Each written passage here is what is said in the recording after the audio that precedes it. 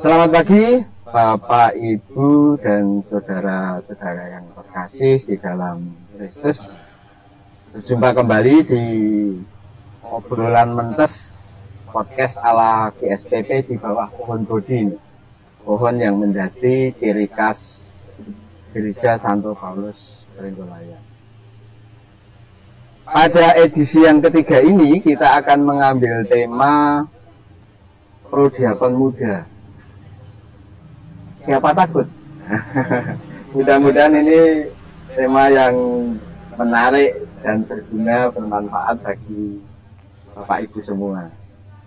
Telah hadir 4 orang prodiakon. Ini termasuk muda atau atau untuk saat ini dikatakan muda, gitu. Karena biasanya prodiakon itu gambaran seorang prodiakon itu sudah pengalaman tua ya, yang sudah berpengalaman ya, pensiunan ya, yang sudah dianggap matang ya, dan bahkan kadang-kadang orang-orang muda tidak berani ya. Di samping umat menganggap bahwa mungkin ya kalau jadi prodiakon itu karena urusannya dengan ibadat, kitab suci, dan sebagainya, maka dianggap orang-orang yang mungkin sudah banyak pengalaman dan mumpuni. Tetapi sekarang banyak prodiakon muda. Kali ini telah hadir 4 orang prodiakon, tidak hanya dari paroki Santo Paulus Prenggolayan. Jadi dari paroki Santo Paulus Prenggolayan ada 2, dan dari paroki Ganjuran ya. Nama parokinya apa? Hati Kudus Tuhan Yesus Ganjuran ya. Saya dulu juga berasal dari Ganjuran, tapi sudah lama pindah ke Jogja. Baik, kita kenalan dulu ya, dari tamu kita dulu aja. Yang jauh, terima kasih atas kedatangannya. Ini ada samping kiri saya Mas Anang ya. Monggo memperkenalkan diri Mas Aji. Mas Aji ya, maaf belum begitu apa namanya. Silakan Mas Aji. Saya Aji, prodiakon periode pertama dari paroki Kudus Tuhan Yesus Ganjuran, wilayah Tambran. Oh, Tambran. Stasi sendiri, stasi. Iya. Saya dulu dari stasi Tambran. Iya. Baik, nanti kita lanjutkan ngobrol-ngobrol ya. Dari stasi Tambran, bagus. Jadi ini yang pertama kali ya, periode pertama kali. Periode pertama udah. Sebelumnya belum pernah. 1,5 tahun ini, sudah 1,5 tahun. Iya, Mas Aji. Sekarang kegiatannya sehari-hari apa Mas Aji? Kalau saya hampir sama, karena di wilayah Tambran lagi buat komsos juga, buat streaming, dokumentasi gereja, karena udah hampir mau 50 tahun gerejanya stasi Tambran itu berdiri. Jadi mau bikin dokumentasi itu. Oke, ya. Mau ada podcast atau? Belum, kalau podcast mungkin ngumpulin data-data yang lama. Oke. Terima kasih Mas Haji. Mas Nanang, monggo Mas Nanang. Ya, matur. Perkenalkan, nama saya Nanang dari paroki Hati Kudus Tuhan Yesus Ganjuran, stasi Tambran juga, sama seperti stasi Tambran juga ya. Sama seperti Mas Haji. Beda lingkungan atau sama? Beda lingkungan. Beda lingkungan. Kalau Mas Haji lingkungan apa? Lingkungan Vincentius. Vincentius. Di lingkungan Tambrannya itu. Oh, di Tambrannya. Mas Nanang? Lingkungan Santo Paulus Paker. Oh, Paker. Iya. Ya. Bantul. Ya. Paker Bantul ya. Kegiatan sehari-harinya apa? Kegiatan sehari-hari, pekerjaan, saya usaha sendiri. Usaha sendiri. Usaha swasta. Oke. Sudah lama jadi prodiakon? Sama, masih satu periode baru. Periode yang pertama ini. 1,5 tahun ini. Terima kasih atas kehadirannya dan nanti sharing-sharing pelayanannya untuk umat ya, di mana saja. Nah, ini sekarang kita beralih dari prodiakon Prenggolayan ya. Ada Mas Astanto, silakan Mas Astanto memperkenalkan diri. Terima kasih. Perkenalkan, saya Astanto dari Prenggolayan. Kalau lingkungannya dari lingkungan Ambrosius. Lingkungan Ambrosius ya. Ya. Itu daerah aku agak lupa. Timur, barat, Serius itu masuk timur. timur gitu. Oke. Kegiatan sehari-hari apa? Kalau saya sehari-harinya itu karyawan swasta. Karyawan swasta. Oke. Mas Sanjoyo. Terima kasih. Silakan, Mas Sanjoyo. Saya Sanjoyo. Saya dari lingkungan Bartolomeus. Bartolomeus gitu. Ya. Lingkungannya Pak Tri. Lingkungan Pak Tri. Iya. Halo Pak Tri. Saya akrab juga dengan Pak Tri juga. Ya. Kegiatan sehari-hari? Kegiatan sehari saya kadang dibilang sama teman-teman tuh sebagai tentara pasar. Oh iya iya. Kegiatan saya banyak berhubungan dengan pedagang. Keamanan gitu. Keamanan di pasar. Pasar mana saja Mas? Di pasar kota. Sidoarjo. Iya. Iya. Terima kasih atas perkenalannya ya. Kita berbicara atau kita akan ngobrol-ngobrol tentang Prodiakon Muda ya. Kira-kira di paroki mana Ganjuran itu berapa Mas persentase dari yang sudah digolongkan muda begitu ya? Dari jumlah total Ya. parokinya itu 124. 124. Sedangkan yang mudanya yaitu sekitar 10%-nya. Sekitar 10%-nya ya. Kalau dia tidak ada 25 orang ya. Yang di bawah umur 40. Kalau 10% dari 120 berarti Ya. hanya kurang dari 10 ya. Iya. Kalau dari Pringgolayan berapa Mas? Kira-kira? Penggolayan kurang lebih sekitar 7%-nya ya. 7%-nya ya. Sama ini ya. Sedikit. Masih ada kemarin yang siapa yang mau kita ajak juga itu Mas Agung, Mas Sasanto? Itu Ada juga kan yang muda itu? Mas Jimmy. Ada sekitar 4-5 begitu? 4 atau 5 orang. Hanya 4-5 ya. Dari total sekitar 50-an. 50 ya, kira-kira setengah dari paroki Ganjuran. Setengah. Setengahnya ya, dari jumlahnya gitu. Ya. Tidak ada 10% gitu. Nggak ada. Ya, tidak ada 10%. Jadi memang ini boleh dikatakan apa ya, terobosan baru ya. Orang-orang muda ya. Kira-kira yang sudah dikategorikan muda itu umur berapa? Bahkan mungkin 40 tahun masih muda ya. Mas Haji umur berapa Mas Haji? Ya, 35. 35 ya. Oke, masih di bawah 4 tahun ya. Mas Nanang? Saya udah lebih 43. 43 pun itu kategorinya muda ya. Lah itulah. Nah, itu kan ya, 40 itu muda ya. Mas Astanto? Saya 46. 46. Nah, itu malah 46. Tapi memang Mas Astanto masih juga kelihatan muda juga ya. Tapi 46 ya. Mas Anjaya ini umurnya berapa selikur? Dua ini. Setengah 48 ya. Berapa? Tapi semangatnya 17 tahun. Nah, itu Bapak Ibu. Jadi usia 40-an itu sudah kategorinya golongannya dianggap prodiakon muda ya. Tapi oke lah ya. Orang-orang di bawah 50 tahun sudah berani menjadi prodiakon. Oke. Dulu Mas, ceritanya gimana kok bisa jadi prodiakon ini? Siapa dulu yang mau memulai? Boleh, siapa dulu? Mas Sanjaya ya sudah ketawa ya. Ceritanya gimana dulu? Awalnya ya mungkin apa yang dikatakan Romo Yijin tuh kita tuh harus berani terjebak. Oh gitu ya. Akhirnya kita terbiasa dengan jebakan itu. Jadi ini termasuk jebakan ya? Ya termasuk jebakan juga ya. Tapi dari situ kita mendapatkan sesuatu bahwa jebakan atau perangkap ini ternyata bagus juga. Dulu jebakannya apa Mas? Waktu itu, yang konkretnya waktu pengalamannya dulu. Jebakannya karena dulu tuh tidak ada prodiakon karena eranya COVID itu kan banyak orang tua yang misalnya dia anggap sangat riskan. Oke. Akhirnya yang muda-muda mau gak mau harus tampil. Karena nggak ada ya? Karena Jadi, nggak ada. karena nggak ada. Ya. Jadi situasinya waktu itu COVID. Ya, dari situ jelas kita tidak punya semacam potensi atau keyakinan bahwa kita itu mampu berdiri jadi prodiakon. Oke. Nah, ini yang saya maksud dengan jebakan di sini. Dan ternyata Oke. begitu kita terjebak dalam suatu lingkaran itu, akhirnya kita berani berani berdiri di dalam suatu ruangan yang terjebak, yang akhirnya kita mampu masuk ke dalam situ. Nanti saya akan bertanya lebih lanjut. Oke, kalau Mas Astanto gimana?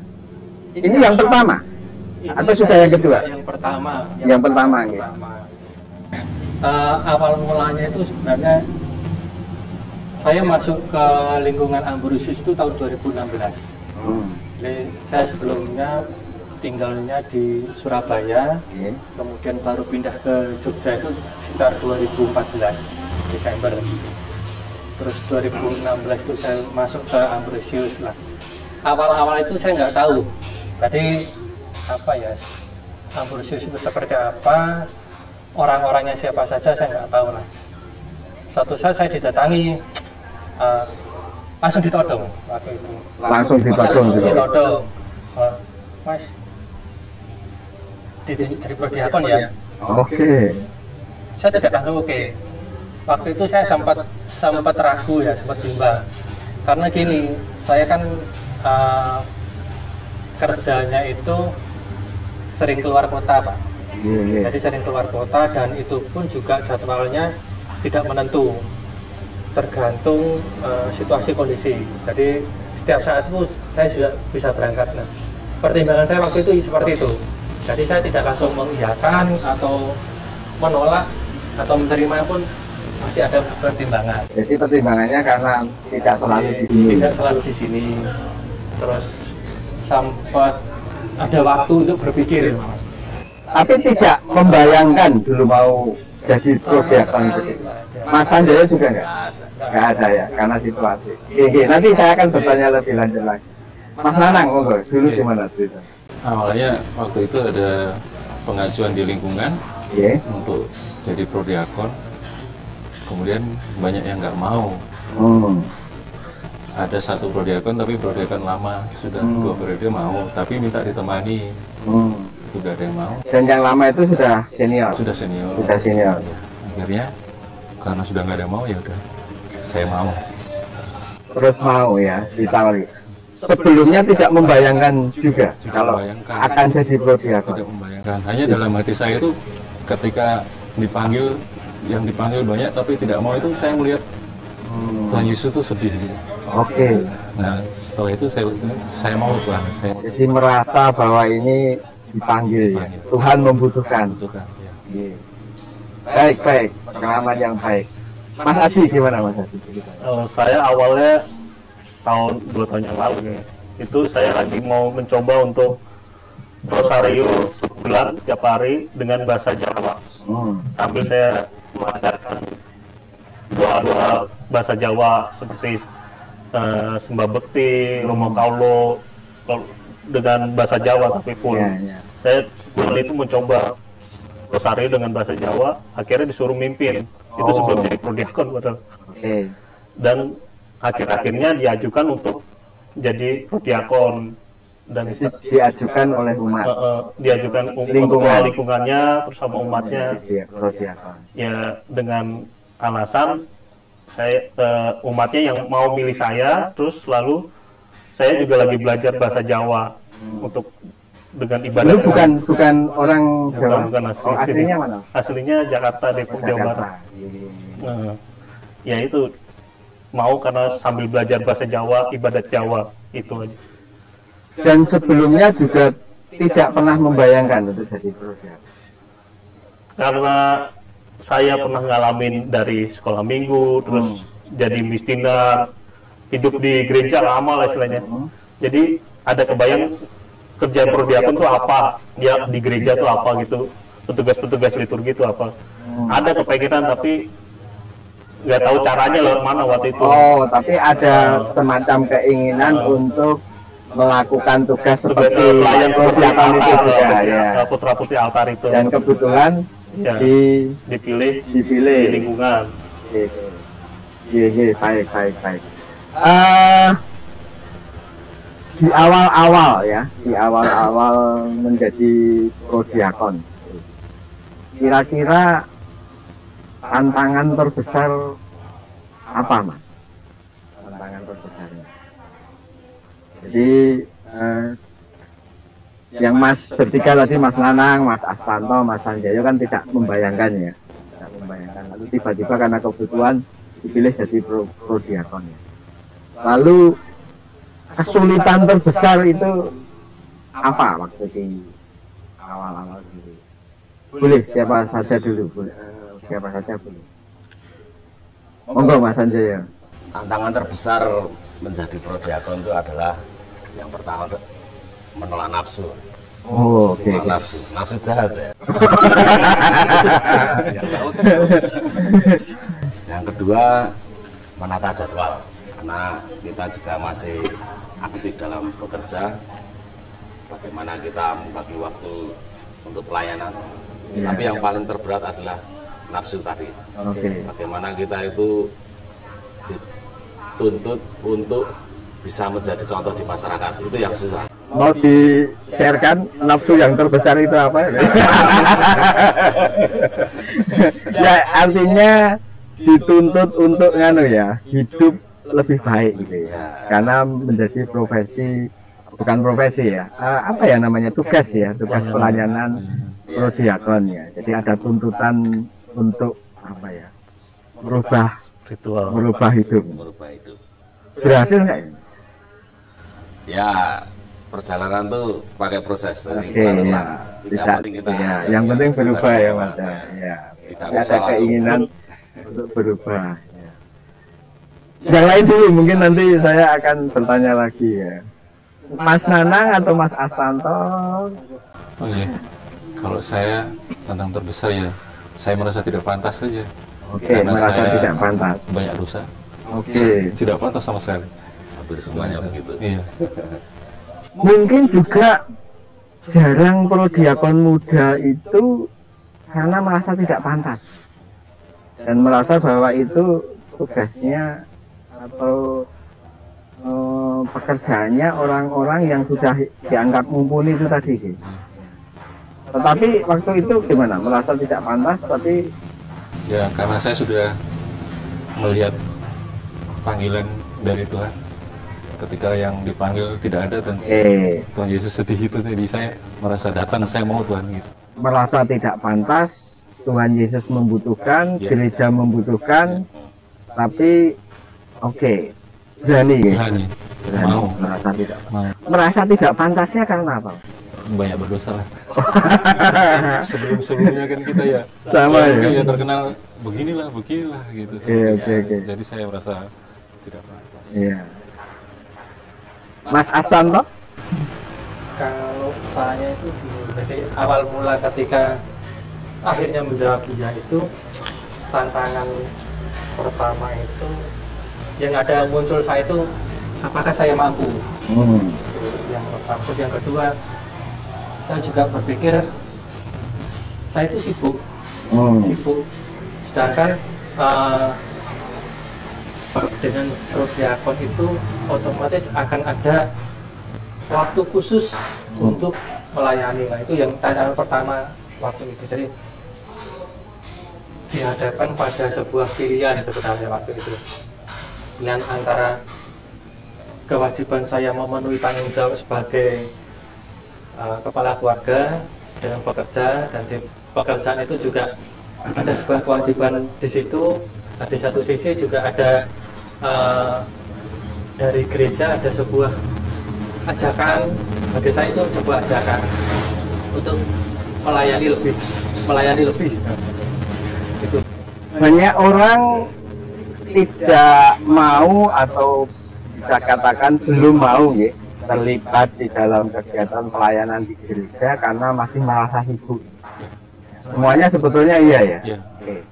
Kalau memang yang sudah tidak sibuk ya akhirnya nanti yang tua-tua saja ya, sudah pensiunan semuanya ya.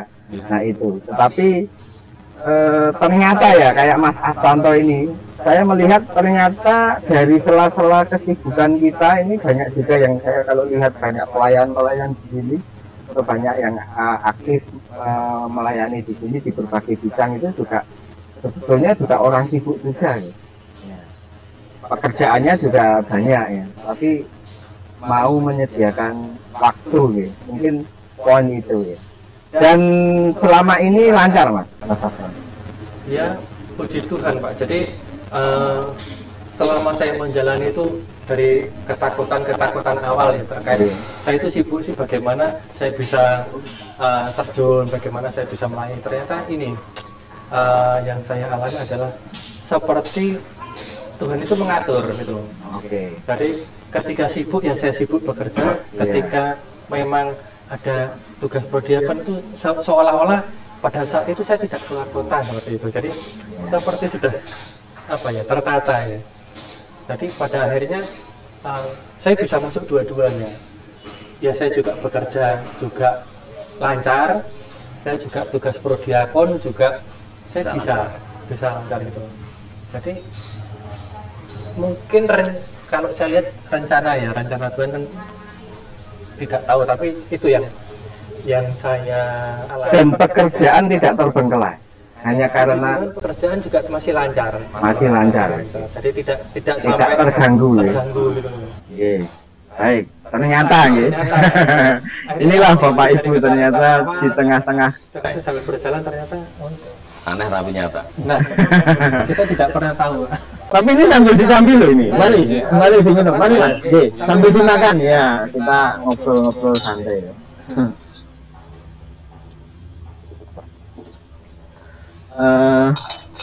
Ya sekarang Mas Aji Mas, yang mungkin ya ada sedikit boleh dikatakan keinginan ya, walaupun walaupun itu tidak keinginan yang tidak harus ya, ada keinginan melakukan tugas seperti itu dan kebetulan diminta. Tantangan pertamanya apa Mas menjadi prodiakon? Ya itu yang tadi yang pertama bahasa. Karena saya bukan asli sini, terus umatnya kebanyakan sepuh, bahasa Indonesianya kurang, mau nggak mau harus mimpin ibadat dengan bahasa Jawa. Saya tahu Tambran masih lingkungan pedesaan ya, sekitar kilometer 20 ya kalau dari Jogja ya. Oke, maka ibadat masih sering bahasa Jawa. Masih di stasi aja, paling tidak 2 minggu sekali bahasa Jawa, rumo, paroki. Lalu yang kedua tantangannya ketika jadi prodiakon yaitu berhomili. Mana homili itu tidak menceramai orang, tidak mengkhotbahin orang, tapi berbagi sharing pengalaman kitab sucinya gitu. Iya. Itu sih. Ini ya yang apa ya, yang macam kayak paradigma baru ya. Homili itu tidak harus ya saya harus bisa ngoncai kitab suci ya, mungkin yang menjadi ketakutan para prodiakon calon seperti itu ya. Tetapi justru menggali pengalaman iman dari umat. Sekarang tentang homili ini tadi ya. Pengalaman yang lain gimana?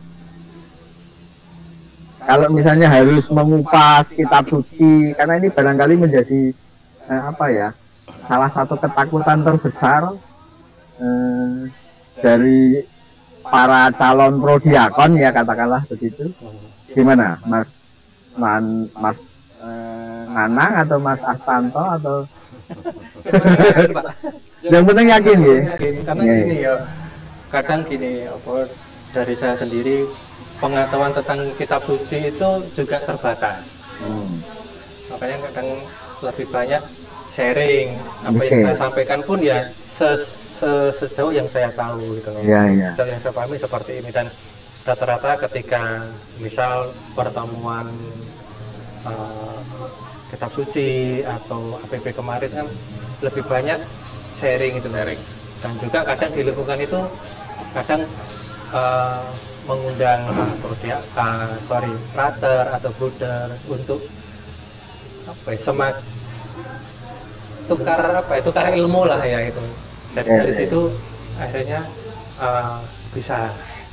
Tapi kuncinya itu yang penting yakin ya. Saya juga ilmunya kitab suci juga tidak seberapa. Tapi itu ada akhirnya diajak untuk membuka Alkitab, pada akhirnya seperti itu. Ya, ini semula yang dianggap wah bingung memilih seperti apa, mau kasih seperti apa, tapi dengan berjalan waktu menjadi hal yang biasa. Tadinya mengerikan, akhirnya ternyata seperti ini. Tidak seperti yang dibayangkan ya. Itu yang namanya disebut agak aneh itu tadi. Jadi ada campur tangan Tuhan. Maka Tuhan pernah mengatakan, dalam kesulitan apapun biarkan aku yang berkata-kata. Wah, ini betul ini. Menjadi prodiakon terus jadi ahli Taurat. Saya kalau sama Mas Anjaya itu sering bercanda, "Hai, Mas ahli Taurat ini." Ya, candaan saya. Saya jawab, "Hai, tua-tua keladi." Gini. Mas Nanang punya pengalaman menarik berhubungan dengan homili atau tugas pelayanan yang lain menjadi prodiakon? Sebenarnya ya agak nggak berani, grogi kalau harus ngomong di depan orang banyak seperti itu, apalagi homili seperti itu kan. Akhirnya kayak dituntut untuk belajar. Sambil disambi Mas. Mari. Ya, sambil disambi. Jadi kita dituntut untuk belajar, mau tidak mau dituntut untuk membuka kitab suci, untuk belajar lebih banyak lagi. Jadi saya kayak terpaksa belajar. Ada satu yang ingin saya tanyakan ya dari Mas Aji tadi ya. Ketika itu homili dan ketika kita merasa kurang pengetahuan tentang kitab suci ya, tidak belajar banyak tentang kitab suci seperti omong, yang dilakukan adalah sharing pengalaman atau sharing iman bagaimana menerapkan Injil atau kitab suci itu dalam hidup sehari-hari. Dan juga itu tentu saja tidak hanya diri sendiri ya, tetapi juga menarik sharing dari umat. Kira-kira gimana pengalaman mengajak umat yang sharing ini, apa saja tantangannya? Atau mungkin ada trik-trik atau cara-cara untuk membuat umat ini mau sharing? Monggo kalau ada pengalaman. Atau memang susah gitu, umat biasa sharing? Susah ya? Ada trik khusus? Triknya kita buat giliran. Salah satunya gilirannya. Salah satu cara pemaksaan ya. Salah satu pemaksaan itu giliran ya. Dan biasanya umat mau ya. Umat mau. Nah sekarang saya akan kembali ke tadi yang disaringkan oleh Mas Sanjayo. Mari loh sambil ini dimakan loh. Monggo Mas. Tadi tantangan terbesar itu merasa tidak pantas ya. Harus merubah hidup gitu ya. Dan juga Mas Nanang juga ya tadi ya. Kira-kira ya, apakah menjadi prodiakon ini juga membawa perubahan di diri kita masing-masing? Saya dari Mas Sanjoyo dulu ya. Yang tadi memulai tentang poin ini. Terima kasih. Wah, kalau cerita itu panjang sekali sebenarnya. Yang melatar belakang itu sebenarnya Kristus sendiri itu mencari murid-muridnya itu bukan berlatar belakang orang-orang yang dianggapnya cerdas, dari golongan orang-orang yang punya intelektual akademik yang tinggi, tapi justru dari orang biasa orang biasa seperti Santo Paulus sendiri dulu dikatakan orang penjahat, tapi karena ada pertobatan itulah yang menjadikan support bagi kita yang hidup di era sekarang ini. Dan kalau saya ini membayangkan ya, orang-orang kayak nelayan begitu, kalau kita lihat itu atau orang-orang biasa itu kadang-kadang dari segi perilaku itu dipandang ya masih biasa ya. Dan omongannya kadang-kadang ya dulu ya sok misul-misul gitu ya. Iya. Tapi dipanggil ya. Terus gimana Mas? Setelah jadi prodiakon, apakah itu juga membawa perubahan terhadap diri? Awal proses itu sangat panjang juga ya. Kita dihadapkan dengan benturan waktu, mencari makan, rezeki. Tapi dari hasil permenungan itu saya mendapatkan suatu jawaban bahwa hidup itu sebenarnya kan dari Tuhan. Itu yang pertama, bukan dari pekerjaan saya, bukan dari sekitar saya, tapi dari Tuhan, dari sumber hidupnya itu sendiri. Itu yang kita pegang. Jadi begitu Tuhan itu menjadi sumber hidup, kenapa kita nggak memberikan kembali kepada Tuhan dalam bentuk ini?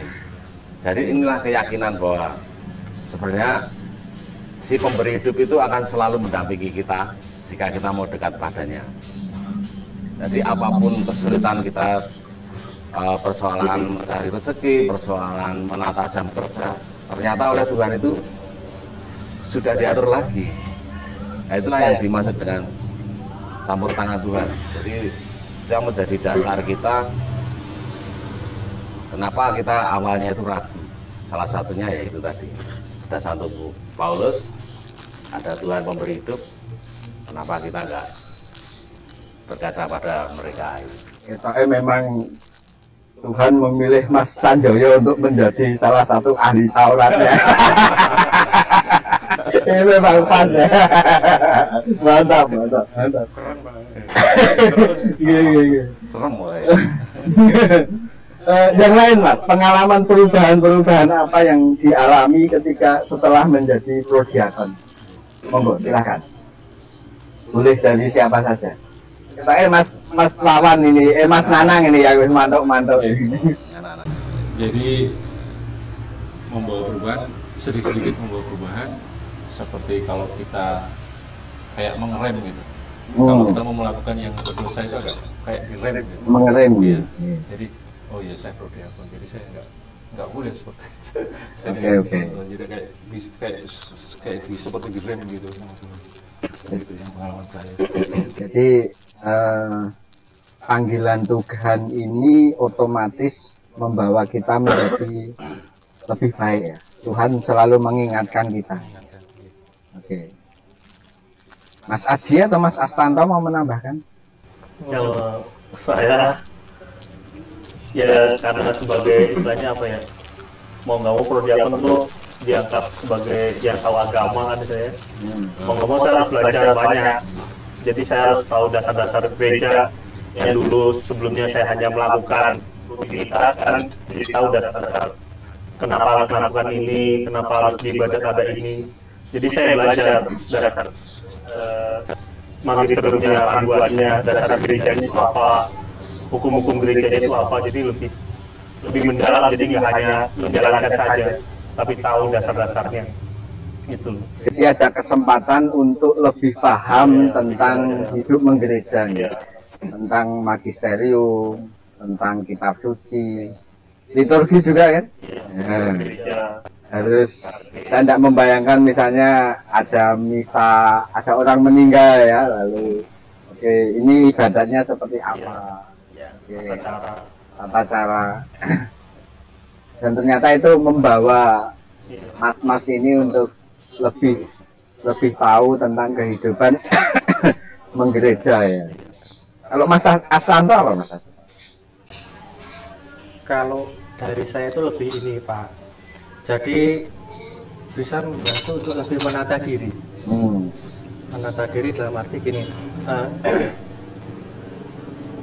orang tahu saya itu prodiakon.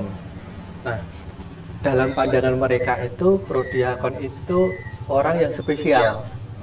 Jadi levelnya selevel-level imam seperti itu, pemuka agama. Tidak hanya di sini, tapi di tempat saya tinggal pun seperti itu. Bahkan ada yang mengira itu saya itu pendeta. Nah, karena pas waktu itu ada yang meninggal dan saya diminta untuk memimpin ibadat, saya pakai alba. Nah, dari situ mereka tahu akhirnya. Oh ternyata seperti ini. Nah dari situ terus dari saya sendiri gini, ketika akan melakukan sesuatu yang buruk misalnya, seperti diingatkan. Jadi jangan kamu itu prodiakon, gitu.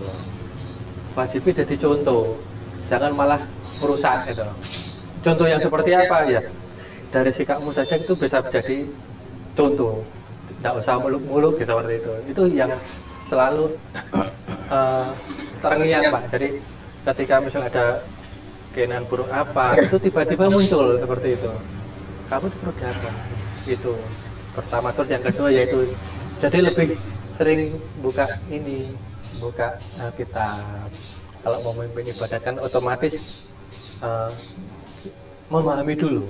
Itu yang perubahan yang saya rasakan selama ini. Ya, intinya Tuhan membawa kita dan selalu mengingatkan kita untuk menjadi orang yang lebih baik dan lebih tahu tentang gereja ya. Gereja sebagai perkumpulan umat yang sudah didirikan oleh Tuhan ya. Oke, bagus. Nah sekarang Mas, mengenai manfaat ya atau nilai, tentu saja pasti ada ya, dan saya yakin pasti ada nilai yang paling besar ya, atau yang sangat dirasakan. Manfaat boleh lah, manfaat atau nilai atau wong londo ngomongnya value apa lah.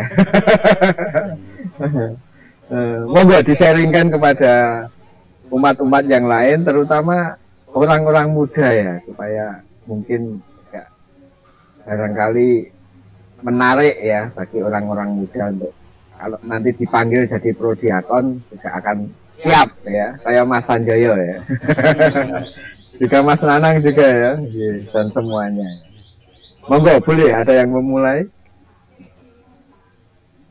sesuatu yang didapat gitu ya. Prodiakon itu asik ya. Asik ya? Prodiakon. Asiknya gimana Mas? Asiknya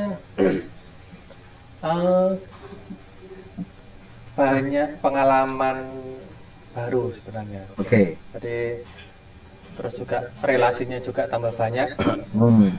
Sudah kenal juga dengan orang-orang yang notabene usianya lebih tua dari saya, tapi ternyata mereka adalah orang-orang muda. Oke. Itu kelihatan kalau pas hari apa ya, kita pernah ada kemarin kumpul bareng-bareng semua prodiakon, dan ternyata di situ kita itu bukan sebagai orang tua ya, tapi lebih pada ceria seperti anak-anak dolanan bareng, terus juga teman berbagi gitu. Terus juga mungkin kalau teman-teman muda yang masih jomblo, nah siapa tahu Pak, jenengan punya ponakan, nah kan bisa seperti itu gitu. Ya. Oke, Jadi tidak seperti yang dibayangkan sebelumnya. Gitu. Asik pokoknya. Pokoknya asik. Jadi prodiakon itu asik. Tidak sesuatu yang berat ya. Kalau dilakoni ternyata bisa gitu. Bukan sesuatu yang menakutkan sebenarnya itu. Ya, justru malah bangga. Malah bangga ya. Karena Romo sendiri setiap misa kan selalu pesan, wartakan sabda Tuhan. Wah, enak tenan ya. Pokoknya ahli Taurat aturan. Ya bener lah. Levelku bener loh, ahli Taurat. Ya ora terus kan maksudnya. Ya, Tuhan sendiri udah pesan gitu. Kita sebagai umatnya kalau kita nggak menyampaikan pesan itu, tentunya si pemberi pesan juga nggak begitu seneng ya. Iya. Tapi begitu si yang punya pesan itu pesan untuk memberikan pesan ke orang lain, oh pesanku sudah disampaikan, kaulah anak-anakku yang terpilih. Harapan kita kan begitu. Bangga menjadi alat Tuhan untuk itu, kurang lebih seperti itu. Ada lagi? Gitu. Kapan lagi? Iya. Tangan kanannya Tuhan. Nah itu loh. Sip. Sesok berarti nek dipilih meneh siap. Oh siap. Mantap. Yang lain juga ya, lanjut ya. Ngantuk umur berapa Mas? Ya saya. Ya, nanti sampai nanti ada Maksimal. yang muda juga ya. Oke. Yang lain monggo kalau mau menambahkan, Mas Nanang atau Mas Aji, apa yang didapatkan ya?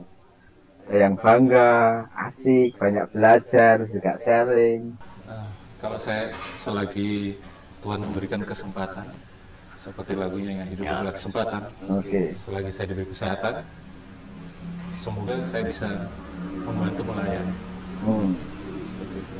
Jadi pelayanan ini sesuatu kesempatan yang diberikan kepada kita ya.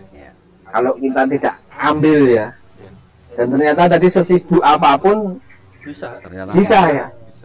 Aneh, jadi ya? Aneh ya. Ya. Bahkan mungkin ada yang mengatakan bahwa salah satu umat sini kalau memilih pelayan gereja ini apapun bidangnya, pilihlah malah orang yang sibuk. Iya, benar ada yang mengatakan itu. Kalau orang sibuk itu biasanya bisa mengatur waktu dan dia konsekuen. Ya. Tetapi kalau orang yang tidak sibuk, dipilih dan orang netes ya, gitu. Itu menurut seorang bapak yang pernah, dan ternyata memang benar ya, memang benar terjadi dengan pada diri tadi di-sharingkan oleh Mas Asanto ya. Sibuk, isora dan ternyata bisa nih. Mas Nanang mau menambahkan? Mas Aji ya, keliru ya, Mas Nanang, Mas Aji. Saya ya jadi prodiakon, jadi pelayan gereja itu bagian dari menghidupkan gereja. Karena gereja tidak bisa hidup dari satu orang atau beberapa orang, tapi berkelompok. Dan yaitu pelayanan itu punya kebahagiaan tersendiri. Kita manusia tuh melayani manusia tuh biasa. Tapi kalau di gereja tuh melayani Tuhan, membantu Tuhan tuh luar biasa. Punya kesenangan tersendiri. Dan biasanya itu kan bertingkat dari misdinar, rektor, lalu bisekur, itu juga punya kenikmatan sendiri untuk membantu berjalannya ekaristi itu sendiri ya. Iya. Maka kalau udah jadi misdinar, jadi kayak pengen naik lagi jadi lektor atau pengen jadi prodiakon, karena udah ada kenikmatan sebagai pelayan gereja. Tapi orang kemen jadi itu maka. Dengar belum berkeluarga ya? Belum. Wow. Atau besok nanti naik lagi jadi romo. Oke, saya mau tahu ya kalau Tuhan memang memanggil dan saya setuju Mas. Saya juga sering mengatakan begini. Ketika kita itu kesulitan mencari pelayan ya, orang-orang yang mau aktif di gereja, serahkan, percaya pada Roh Kudus. Nanti Roh Kudus akan membimbing orang-orang yang mau memelihara gereja yang Kristus sendiri yang mendirikan, gitu kan. Ya, pasti tidak akan hancur dan terbengkelai. Dan ternyata orang-orang seperti Mas Aji ini yang kita semua ya, semua para prodiakon muda ini menyambut ya ajakan Tuhan untuk menjadi orang-orang yang mau memelihara gereja yang sudah mau menghidupkan juga gereja yang sudah didirikan oleh Tuhan ya. Oke. 40 tahun bahkan lebih, ada yang 35 tahun itu masih dikatakan muda. Itu kan sebetulnya tantangan ya. Bisa enggak sih paling enggak orang-orang ya seusia kita kalau bisa kurang dari 40 tahun itu banyak mau yang terlibat di kegiatan gereja, terutama di prodiakon. Kira-kira Mas, cara-cara regenerasi prodiakon muda itu bagaimana? Apakah sudah dilakukan di gereja atau belum ya? Regenerasi prodiakon muda. Kita masih mikir ya. Apakah punya ide untuk memikirkan regenerasi itu sebenarnya bisa berawal dari keluarga sih Pak. Dari keluarga. Jadi tentang bagaimana mengambil bagian dalam pelayanan. Pelayanan itu kan banyak ya, bisa jadi misdinar, bisa jadi lektor, terus prodiakon, itu seperti itu. Nah, mungkin awal dari situ dulu. Kalau dari keluarga belum bisa mengeluarkan semangat itu, apapun usahanya dari luar, sepertinya perlu energi besar. Dan sekedar info saja, di tahun ini kami dari Prodiakon Pringgo itu mau ada rencana semacam apa ya, sarasian atau apa ya. Temanya juga sama, Prodiakon itu asik gitu loh. Nah, di situ harapannya nanti orang tua, keluarga. Targetnya siapa, Mas? Targetnya memang umat Pringgolayan. Umat Pringgolayan. Karena kita poinnya itu kepengen menjaring Prodiakon muda. Misinya seperti itu. Nah, itu kapan? Tunggu saja tanggal mainnya. Oh, sudah ada rencana itu? Sudah ada rencana planning. Ada usaha untuk juga menggait kaum muda, bahkan mungkin OMK? Kalau itu kami berbagi ini Pak, berbagi apa ya, tugas lah.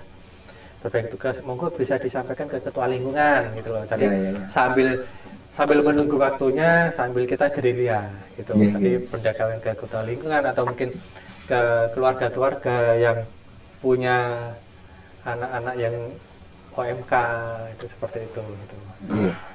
Oke, kembali ke keluarga itu. Tadi saya tertarik ya. Jadi mungkin ini tidak hanya Prodiakon ya, tidak hanya pembibitan Prodiakon, tetapi juga lebih luas lagi pembibitan orang-orang anak-anak bahkan dari kecil untuk nantinya menjadi orang-orang yang aktif tugas di gereja ya.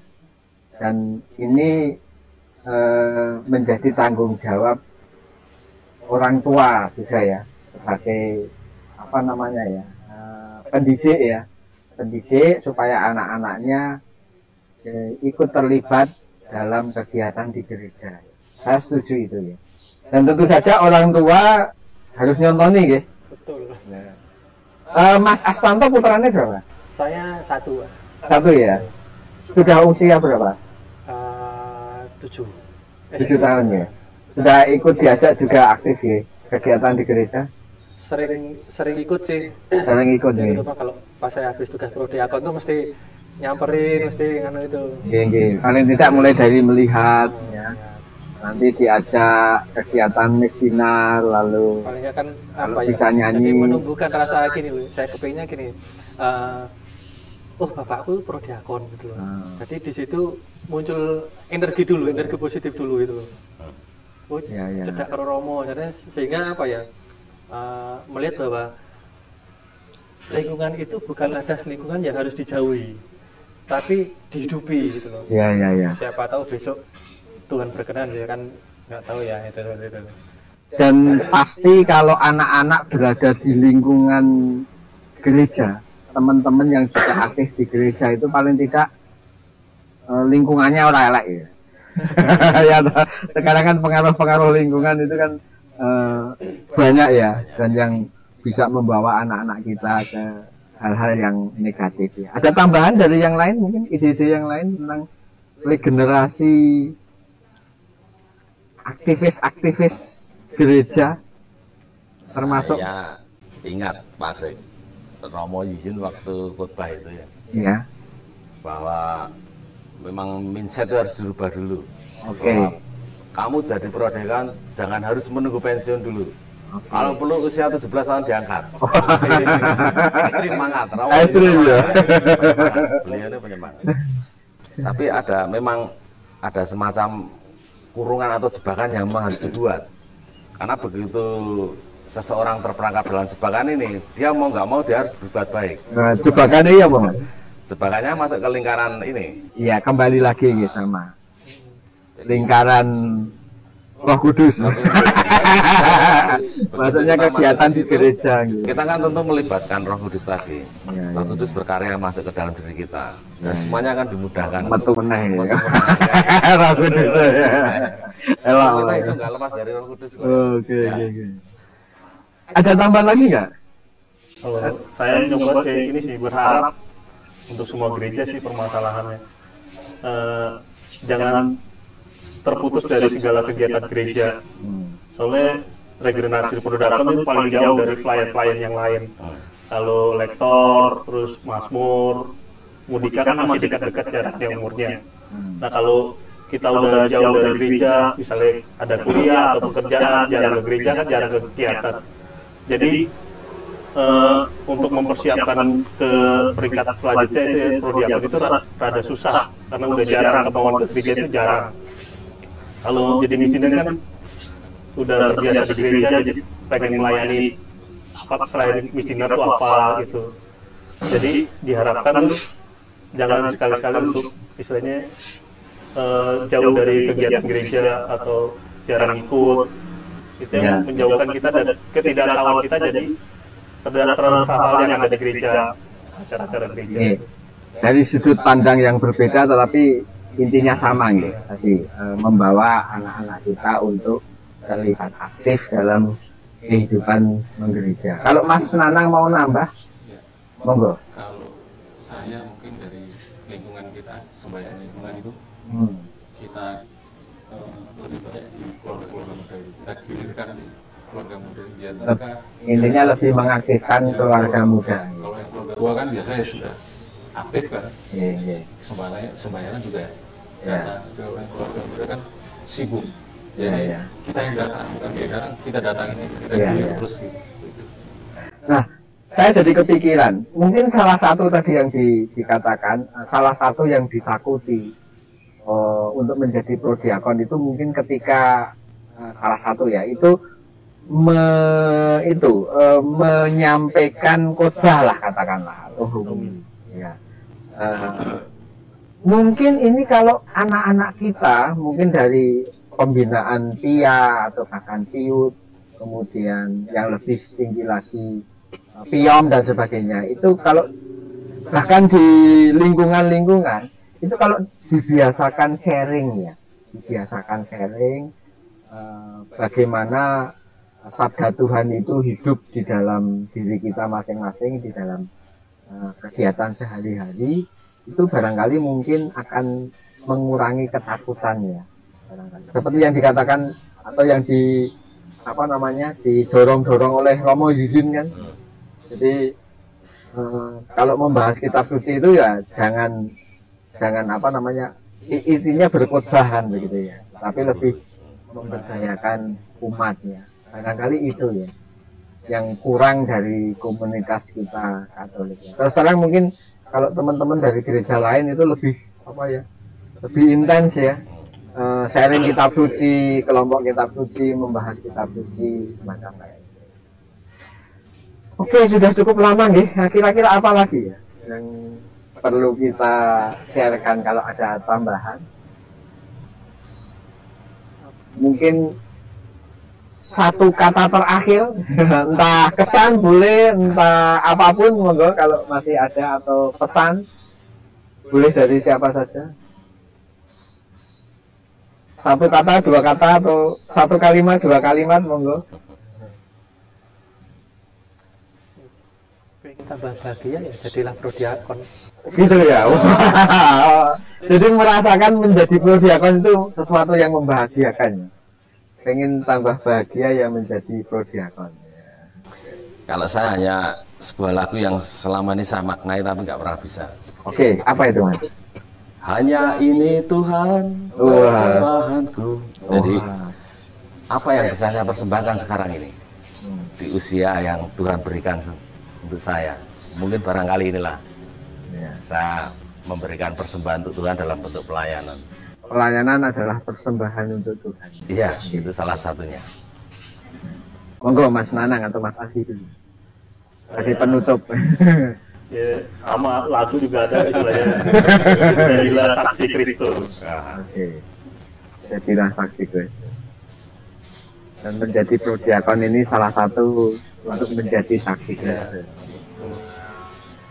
Mas Nanang yang terakhir. Ya, kalau saya ya, baik kita suka maupun susah, kita tetap datang ke Tuhan, kita tetap berdoa ke Tuhan. Kita dalam susah dan suka duka kita datang ke Tuhan. Bapak Ibu, inilah obrolan kita tentang menjadi prodiakon yang ternyata bukan sesuatu yang menakutkan, bukan sesuatu yang menakutkan, tetapi sesuatu yang membuat bahagia, senang, seperti yang dikatakan oleh Mas Astanto dan juga yang lain tentu saja dengan kalimat yang berbeda.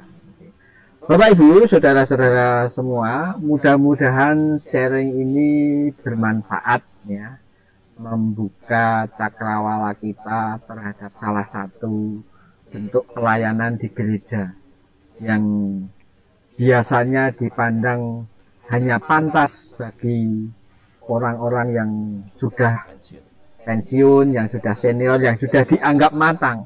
Ternyata kaum muda pun bisa melakukannya. Dan ternyata merasa bahwa Tuhan itu tidak hanya memanggil yang tua-tua, tapi juga yang muda-muda. Untuk topik yang berikutnya, kita masih akan berbicara pada orang-orang muda juga. Nanti kami akan mengundang yang muda juga, yaitu ketua lingkungan muda. Kaling muda ya. Ini mirip-mirip dengan prodiakon ya. Nanti barangkali akan ada sisi yang berbeda atau nilai-nilai pelayanan yang berbeda, yang tentu saja semuanya dibutuhkan untuk pelayanan di gereja. Bapak Ibu kalau tertarik, sampai jumpa minggu depan dengan topik kaling muda. Siapa takut juga. Terima kasih atas perhatiannya. Sampai ketemu di podcast edisi berikutnya. Selamat siang, berkah dalam. Terima kasih Bapak semua atas kedatangannya. Oh mas, kita muda. Mas, kita muda ya. Monggo di selesaikan.